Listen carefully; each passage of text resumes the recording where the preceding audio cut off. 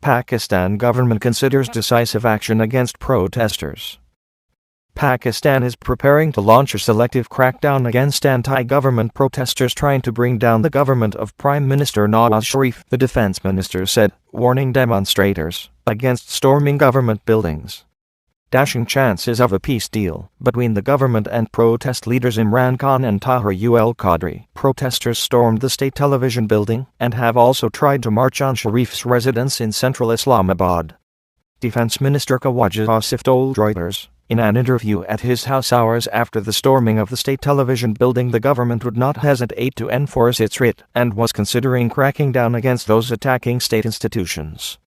If not mass arrests, selective use of force can be used, Asif said, describing one option the government may decide to exercise following a meeting between Sharif and his top aides. The writ of the state must be enforced. We hope to make a decisive move sometimes later today, not in the evening, but even before that, he said. I personally feel that the next few hours will determine the course of coming events. Commentators have been divided over what Sharif could do to defuse the crisis, and Asif's remarks confirmed that a crackdown was on the cards as the government debates its further actions. Asif, considered to be in favor of talks, is one of a growing number of members of Sharif's cabinet who believe it is time for tougher action against thousands of protesters massed in Islamabad to demand the Prime Minister step down.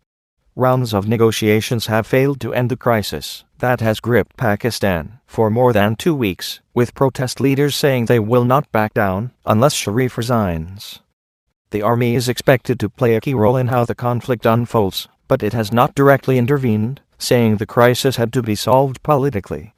Some in Sharif's office have accused the army of backing the protests in order to weaken a government that had pursued some policies the army is known to oppose.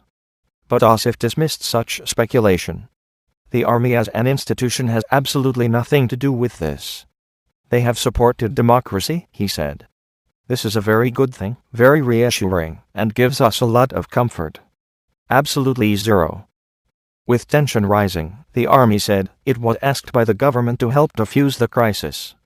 It was unclear how the deadlock could be resolved, with the opposition flatly refusing to leave the streets until Sharif quits.